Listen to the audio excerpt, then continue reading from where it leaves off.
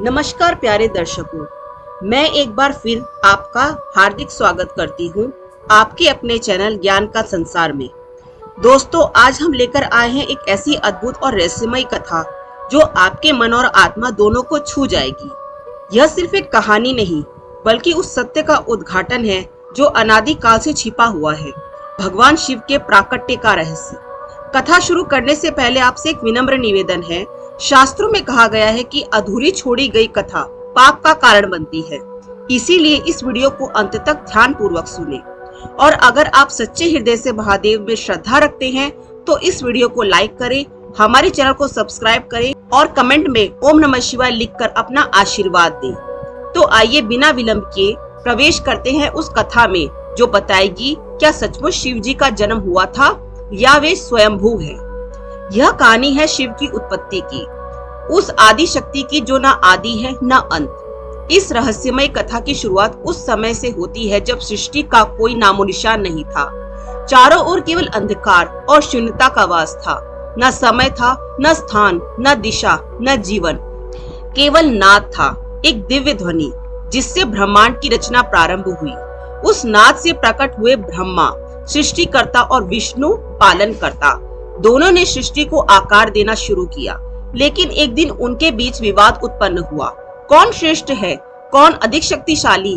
ब्रह्मा ने कहा, मैंने सृष्टि की रचना की है, मैं ही सर्वश्रेष्ठ हूँ। विष्णु बोले, मैं पालन करता हूँ, सृष्टि को स्थिर बनाए रखता हूँ, इसीलिए मैं श्रेष्ठ हूँ। इस विवाद ने रूप लिया अहंकार का। तभी प्रकट हुआ एक तेजस्वी अग्नि स्तंभ, अनंत और दिव्य।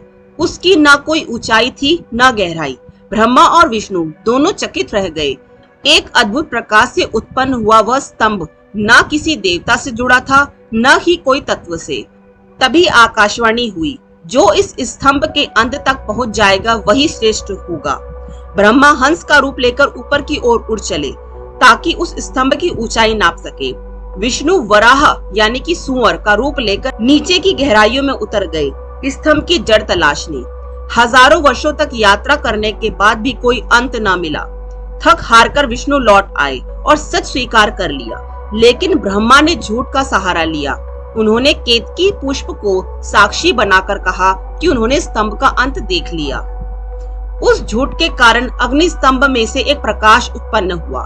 3 नेत्र वाला, गले में सर्प की माला धारण किए हुए, जटाओं में गंगा प्रवाहित होती हुई और शरीर पर भस्म रमाए, वो थे महादेव आदिदेव शिव। उन्होंने ब्रह्मा से कहा, तुमने झूठ का सहारा लिया, इसीलिए तुम्हारी पूजा पृथ्वी पर नहीं होगी।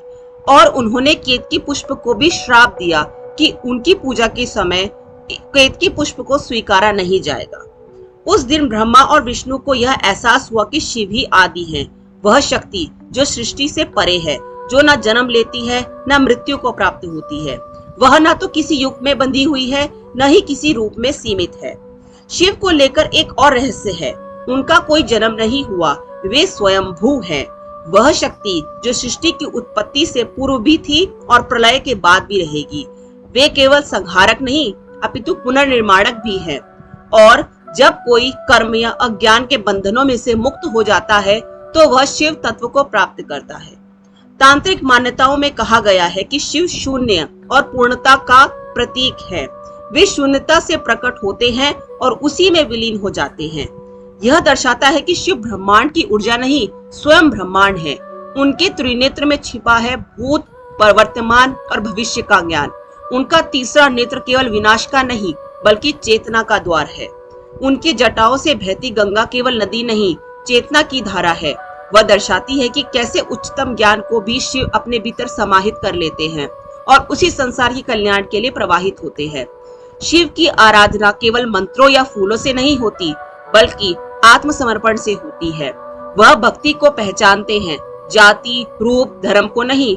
एक व्याकुल पुकार भी उन्हें खींच लाती है, इसीलिए उन्हें आशुतोष कहा जाता है, जो तुरंत प्रसन्न हो जाते हैं। शिव की उत्पत्ति की यह कथा केवल एक कहानी नहीं, बल्कि यह हमें सिखाती है कि अहंकार का अंत विनाश में होता है और सत्य, भक्ति और समर्पण से ही शिव को पाया जा सकता है। तो अगली बार जब आप ओम नमः शिवाय का जाप करें तो केवल शब्द ना बोलें, बल्कि उस शक्ति को महसूस करें जो नाद से लेकर ब्रह्मांड तक व्याप्त है। वही शक्ति है शिव, सच्चिदानंद स्वरूप, परम तत्व।